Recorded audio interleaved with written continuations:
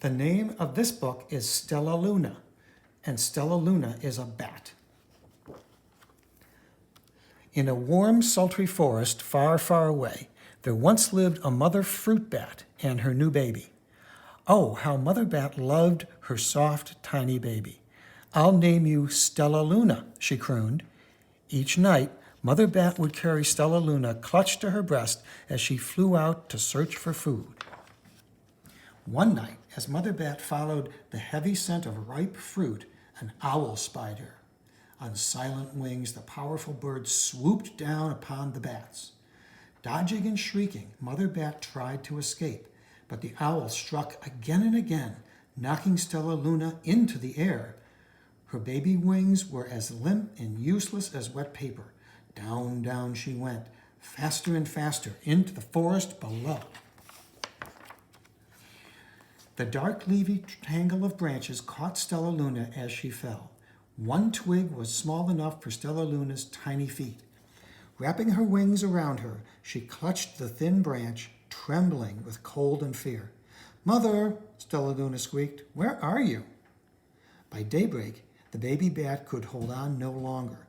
Down, down again she dropped. Flump! Stellaluna landed headfirst in a soft, downy nest, startling 3 baby birds who lived there. Stellaluna quickly clambered up from the nest and hung out of sight below it. She listened to the babble of the 3 birds. "What was that?" cried Flap. "I don't know, but it's hanging by its feet," chirped Flitter. "Shh, here comes Mama," hissed Pipe.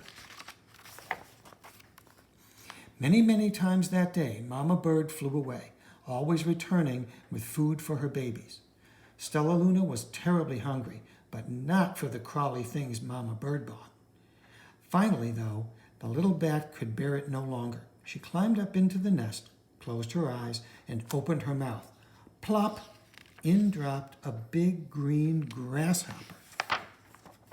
Yeah. Stellaluna learned to be like the birds.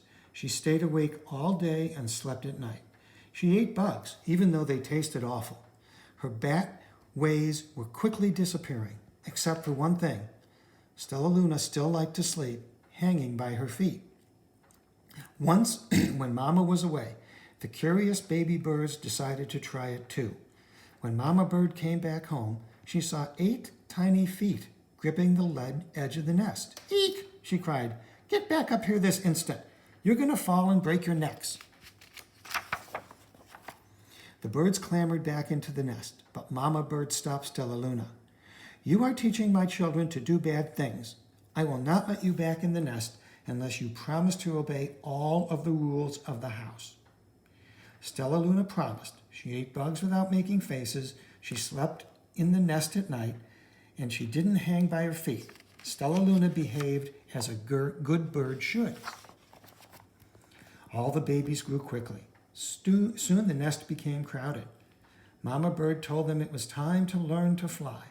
One by one, Pip, Flitter, Flap, and Stellaluna jumped from the nest. Their wings worked. "I'm just like them," thought Stellaluna. "I can fly too." Pip, Flitter, and Flap landed gracefully on a branch. Stellaluna tried to do the same. How embarrassing. She couldn't do it. "I will fly all day," Stellaluna told herself. "Then no one will see how clumsy I am." The next day, Pip, Flitter, Flap, and Stellaluna went flying far from home. They flew for hours, exercising their new wings. "The sun is setting," warned Flitter. "We'd better go home or we will get lost in the dark," said Flap. But Stellaluna had flown far ahead and was nowhere to be seen. The 3 anxious birds went home without her. All alone, Stellaluna flew and flew until her wings ached and she dropped into a tree. "I promised not to hang by my feet," Stellaluna sighed. So she hung by her thumbs and soon fell asleep.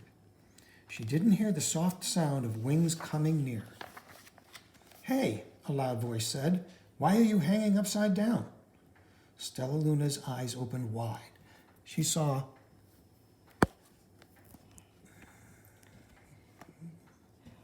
a peculiar face.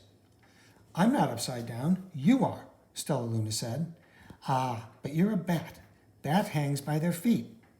Hanging by your thumbs, you are hanging by your thumbs, so that makes you an upside down, the creature said. I'm a bat. I'm hanging by my feet. That makes me right side up. Stella Luna was confused. Mama Bird told me I was upside down. She said I was wrong. Wrong for a bird baby, maybe, but not for a bat.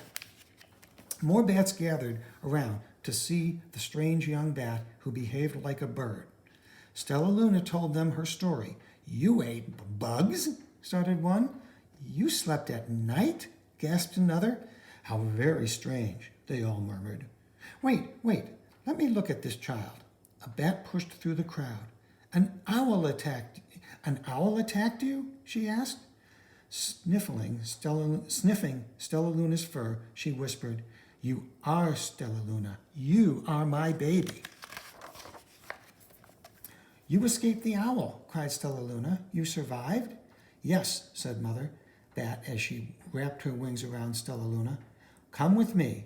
I'll show you where to find the most delicious fruit. You'll never have to eat another bug as long as you live. But it's nighttime, Stella Luna squeaked. We can't fly in the dark or we will crash into trees. We're bats, said Mother Bat. We can see in the darkness. Come with us. Stella Luna was afraid, but she let go of the tree and dropped into the deep blue sky. Stella Luna could see. She felt as though rays of light shone from her eyes. She was able to see everything in her path. Soon the bats found a mango tree, and Stella Luna ate as much of the fruit as she could hold. I'll never eat another bug as long as I live, chewed Stella Luna as she stuffed herself full. I must tell Pip, Flitter, and Flap. The next day, Stella Luna went to visit the birds. Come with me and meet my bat family, said Stella Luna. Okay, let's go, agreed Pip.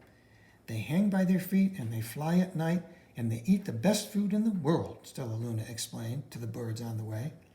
As the birds flew among the bats, Flap said, I feel upside down here. So the birds hung by their feet. Wait until dark, Stella Luna said excitedly. We will fly at night. When night came, Stella Luna flew away. Pip, Flitter, and Flap leapt from the tree to follow her. I can't see a thing, yelled Pip. Neither can I, howled Flitter. Eee! Shrieked Flap. They're going to crash, gasped Stella Luna. I must rescue them. Stella Luna swooped about, grabbing her friends in the air. She lifted them to a tree, and the birds grasped the branch. Stella Luna hung from the limb above them. We're safe, said Stella Luna. Then she sighed. I wish you could see in the dark, too. We wish you could land on your feet, Flitter replied. Pip and Flap nodded. They perched in silence for a long time. How can we be so different and feel so much alike, mused Flitter. And how can we feel so different and be so much alike, wondered Pip. I think this is quite a mystery, Flap chirped. I agree, said Stella Luna, but we're friends, and that's a fact. And that's it.